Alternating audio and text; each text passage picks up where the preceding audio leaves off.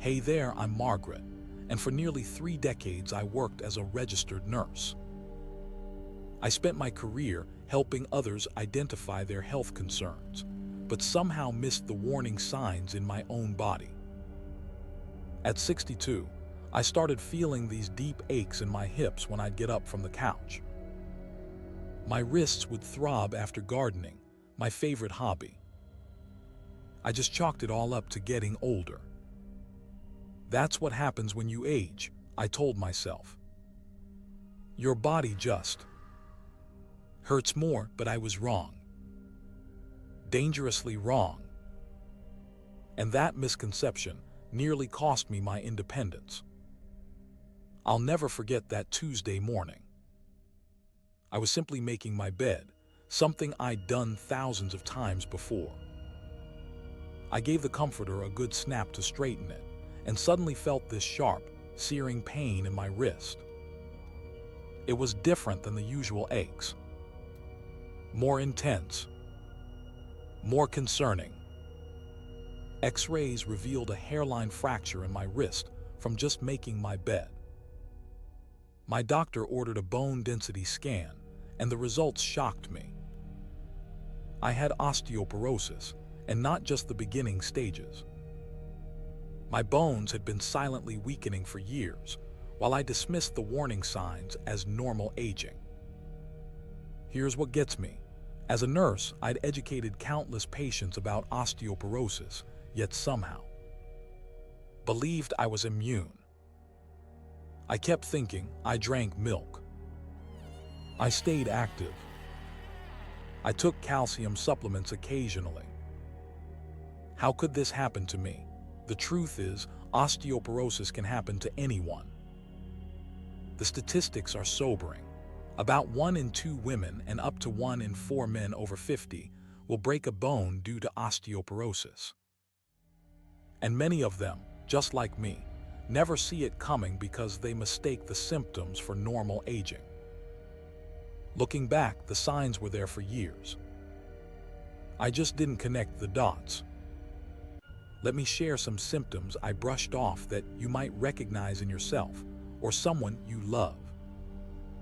First, there was the gradual height loss.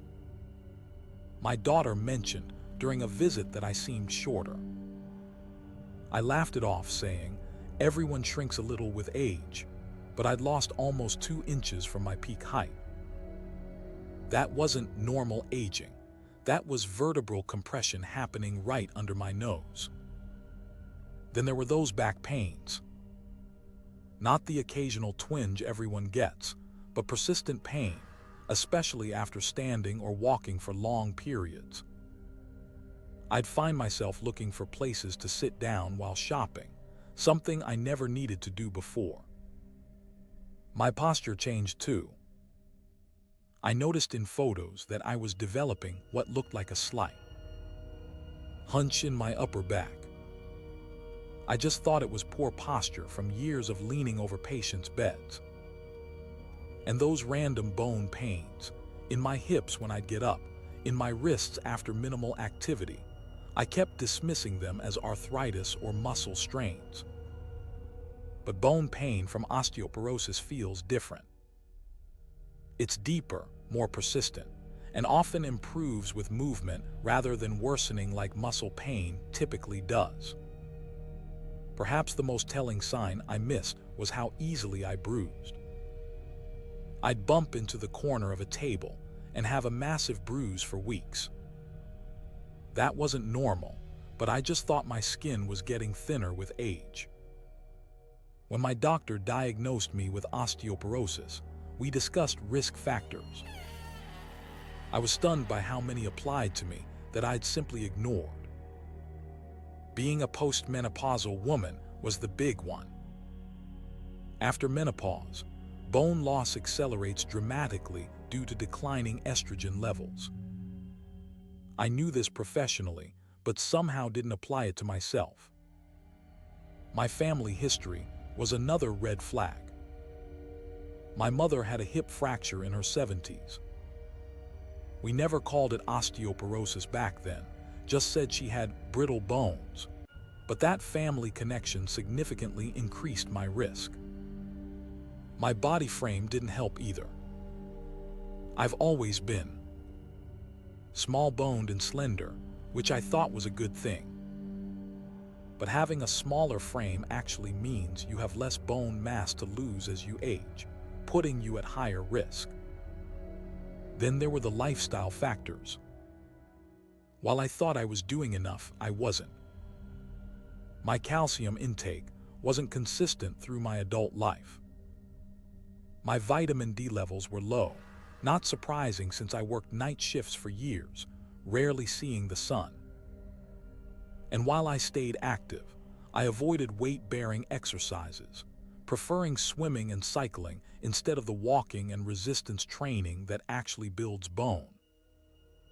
Even some medications I took over the years contributed.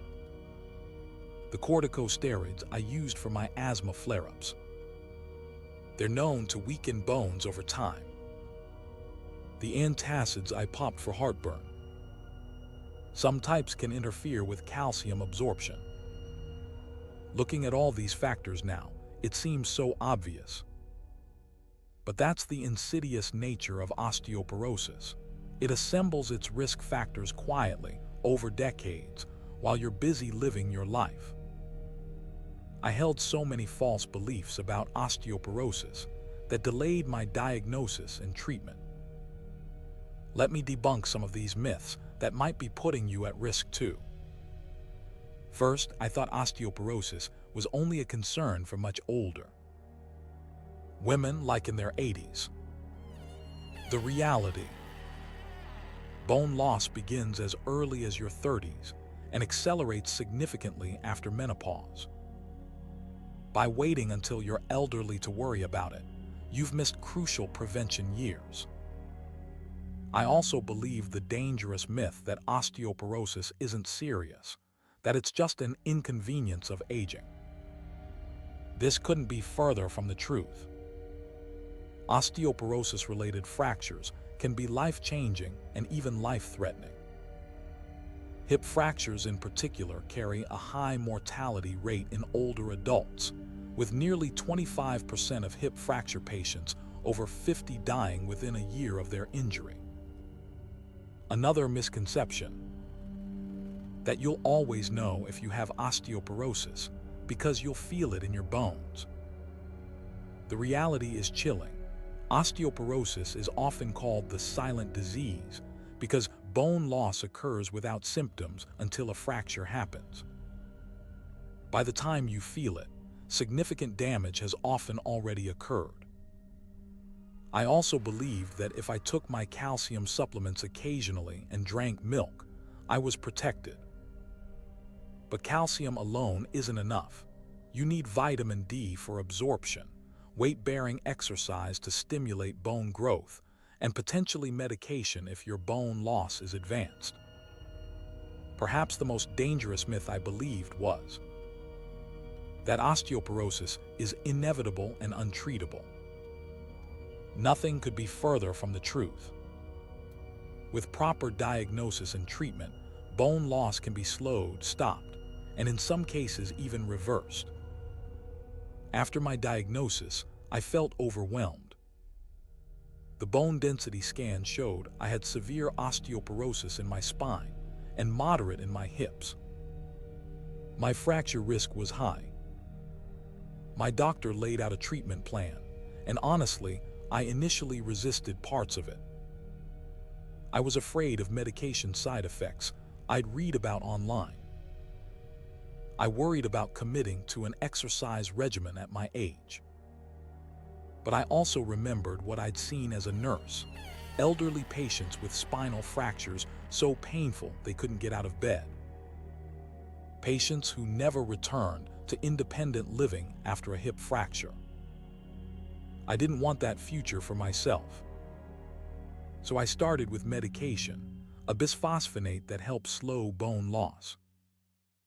Yes, I researched the potential side effects thoroughly, but worked with my doctor to monitor and manage any issues. The benefits far outweighed the risks in my case. I completely revamped my nutrition. I now track my daily calcium intake, aiming for 1,200 milligrams through food first, supplements second. I take vitamin D daily and get my levels checked regularly. I've reduced caffeine and alcohol, both of which can contribute to bone loss. The biggest change was my exercise routine. I started working with a physical therapist who specializes in osteoporosis. We focused on safe, weight-bearing exercises that wouldn't put me at fracture risk, but would stimulate bone growth. I do resistance training 3 times a week now, using bands and light weights. I walk daily. I've even started Tai Chi, which improves balance and reduces fall risk. I've made my home safer too. I removed throw rugs, installed grab bars in the bathroom, improved lighting, and rearranged furniture to create clear pathways. Preventing falls became a priority because with osteoporosis, even a minor fall can result in a serious fracture. It's been 3 years since my diagnosis, and my latest bone density scan showed improvement. The bone loss has stopped, and there's even some small increase in density in my spine. I haven't had any more fractures. I feel stronger, more confident, and less fearful about my future. If I could go back and talk to my younger self, there's so much I would tell her about protecting her bone health. Since I can't do that, I'll share it with you instead. I wish I'd known that bone health isn't just about calcium. It's about a constellation of nutrients working together: vitamin D, vitamin K, magnesium, and others. It's about hormonal balance, especially estrogen. It's about mechanical stress on bones through the right kinds of exercise. I wish I'd understood that bone is living tissue that's constantly remodeling itself. Throughout life, old bone breaks down and new bone forms. Until about age 30, you build more bone than you lose. After that, the balance shifts. By understanding this process earlier, I might have been more proactive during those critical years. I wish someone had emphasized how important weight-bearing exercise is specifically for bone health. Swimming and cycling are great for your heart and muscles, but they don't provide the mechanical stress your bones need to stay strong. I would have incorporated more walking, dancing, stair climbing, and resistance training throughout my life. I wish I'd known how significantly menopause affects bone health. The rapid drop in estrogen during those years accelerates bone loss dramatically. Had I been more aware, I might have discussed bone protective strategies with my doctor during perimenopause instead of years later. I wish I'd recognized that height loss is never normal. Any decrease in height should prompt a conversation with your healthcare provider. It could be the first visible sign of vertebral compression fractures. Most of all, I wish I'd known that prevention is so much easier than treatment. Building and maintaining bone density throughout your life is far more effective than trying to rebuild it after significant loss has occurred. One thing my experience taught me is the importance of advocating for yourself with healthcare providers. Many primary care doctors don't routinely check for osteoporosis until you've had a fracture or reached an advanced age, and that's often too late. If you're concerned about your bone health, here are some specific questions to ask your doctor. Should I have a bone density test? Current guidelines recommend screening for all women 65 and older and men 70 and older. But if you have risk factors, you might need screening much earlier. Don't wait if you're concerned. What are my personal risk factors for osteoporosis? Your doctor should evaluate your medical history, family history, medications, and lifestyle to assess your risk profile. How can I tell if the pain I'm experiencing is related to my bones versus muscles or joints?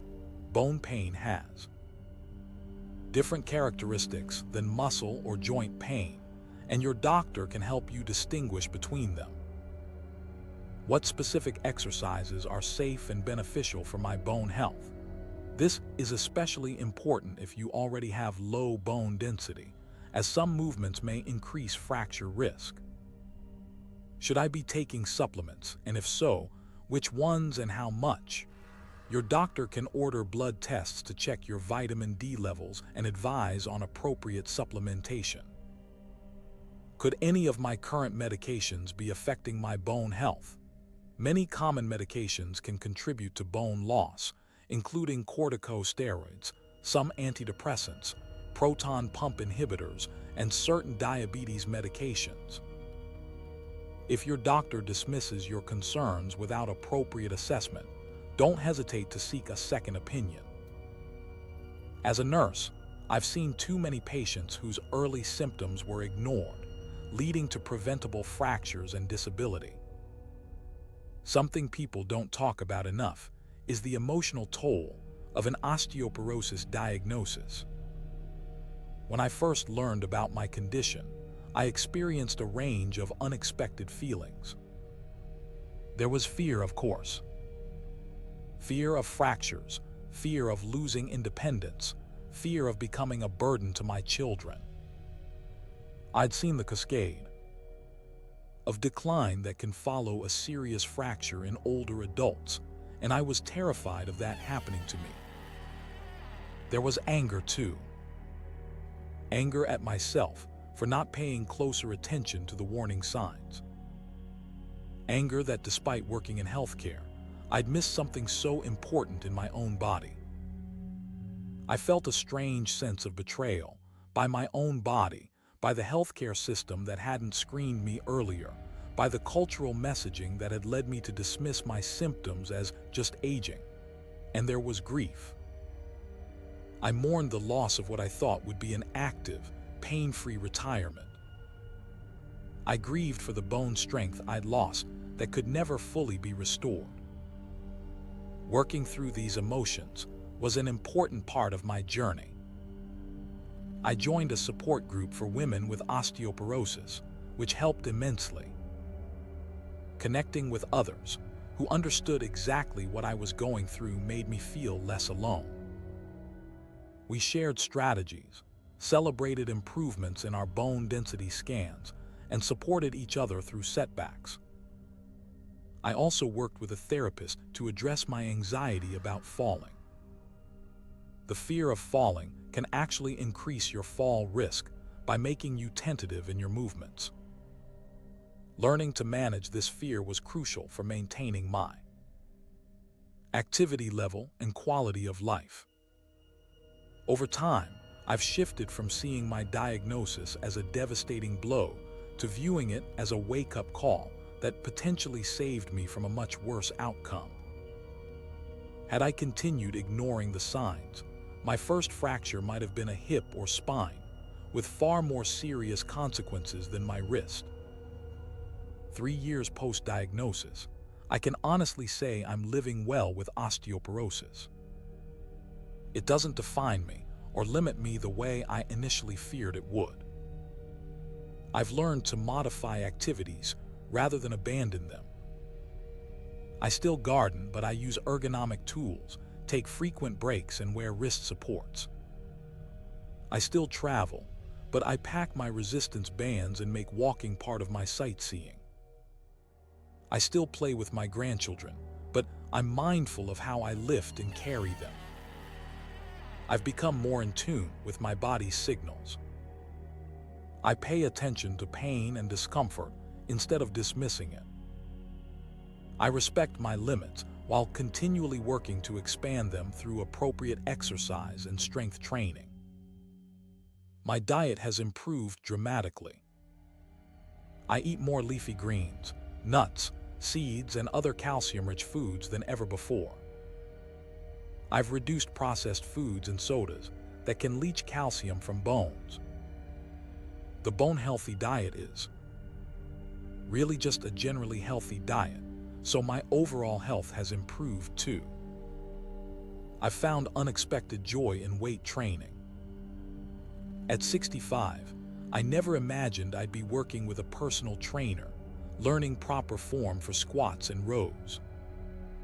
But the strength I've gained has been transformative, not just for my bones, but for my energy, my mood, and my confidence.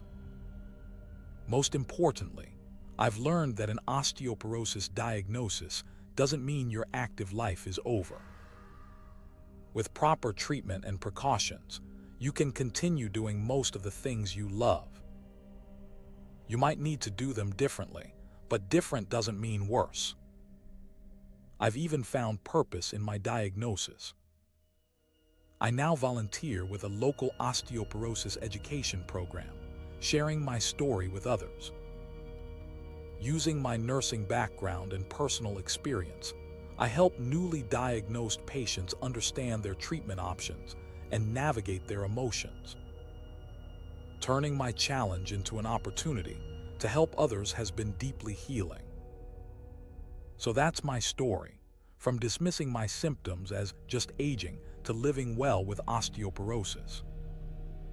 I hope by sharing it, I've helped you recognize warning signs you might otherwise ignore. Remember, bone pain isn't a normal part of aging. Losing height isn't inevitable. Fracturing a bone from a minor fall or everyday activity isn't something that just happens when you get older. These are signs your body is trying to tell you something important about your bone health. If you recognize any of the symptoms I've described in yourself or someone you love, please don't wait. Talk to your doctor about a bone density test. Look at your risk factors honestly. Make those diet and exercise changes now, not later. And if you already have an osteoporosis diagnosis, know that you're not alone. Millions of us are living with this condition, finding ways to stay active, independent, and positive. Connect with others through support groups, either locally or online. Knowledge and community make all the difference. As a nurse who became a patient, I've learned that our greatest strength often isn't in our bones. It's in our resilience, our willingness to adapt, and our courage to face health challenges head-on. Thank you for listening to my story. I'd love to hear yours in the comments below.